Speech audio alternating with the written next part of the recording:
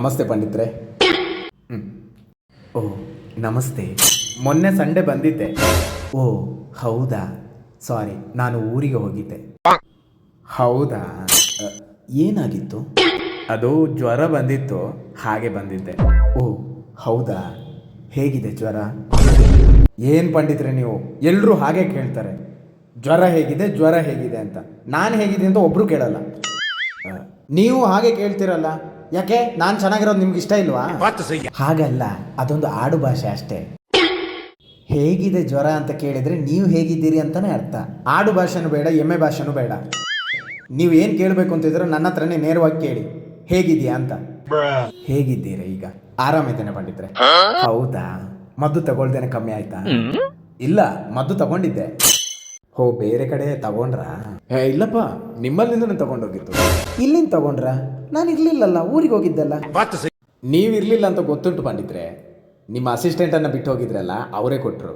ಏನು?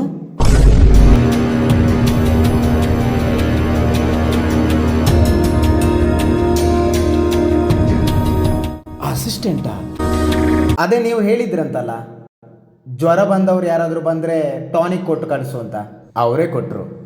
ಯಾರು ಮಾರೆ ಅಸಿಸ್ಟೆಂಟ್?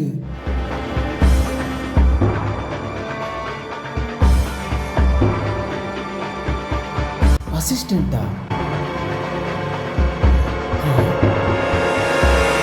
ಹೌದು ಪಂಡಿತ್ರೆ, ನೋಡೋಕ್ಕೇನು ಪಂಡಿತರ ಥರ ಕಾಣಿಸ್ತಾ ಇರಲಿಲ್ಲ, ಆದರೆ ಟಾನಿಕ್ ಕೊಟ್ರಲ್ಲ, ಡೌಟ್ ಕ್ಲಿಯರ್ ಆಯಿತು.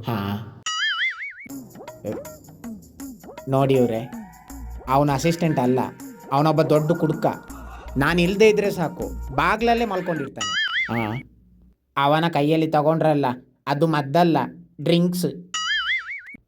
ಇರ್ಲಿ ಪಂಡಿತ್ರೆ, ಜ್ವರ ಕಮ್ಮಿ ಆಯ್ತಲ್ಲ, ಸಾಕು. ಸರಿ, ಈಗೆಂತಕ್ಕೆ ಬಂದದ್ದು? ಅದು ಪಂಡಿತ್ರೆ, ಮೊನ್ನೆ ಕೊಟ್ಟಿದ್ರಲ್ಲ ಟಾನಿಕ್, ಅದನ್ನು ತಗೊಂಡು ಹೋಗೋ ಅಂತ ಬಂದೆ. ಜ್ವರ ಬಂದಾಗ ಬೇಕಾಗ್ತದೆ, ನೀವು ಒಮ್ಮೊಮ್ಮೆ ಇರುವುದಿಲ್ಲ ಅಲ್ವಾ? ಚಂದ ಉಂಟು ಟಾನಿಕ್. ರೀ, ಟಾನಿಕ್ ಬೇಕಂದ್ರೆ ಅವನ ಹತ್ರನೇ ಹೋಗಿ, ಇಲ್ಲಿಗೆ ಯಾಕೆ ಬಂದ್ರಿ?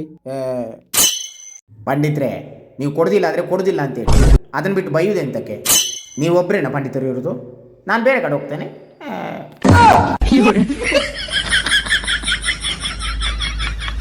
ನಮ್ಮ ಹೊಟ್ಟೆ ಎಷ್ಟು ಉರಿಸ್ತಾವ್ರೋ ಆ ಭಗವಂತನ ನೋಡಿದ್ರೆ.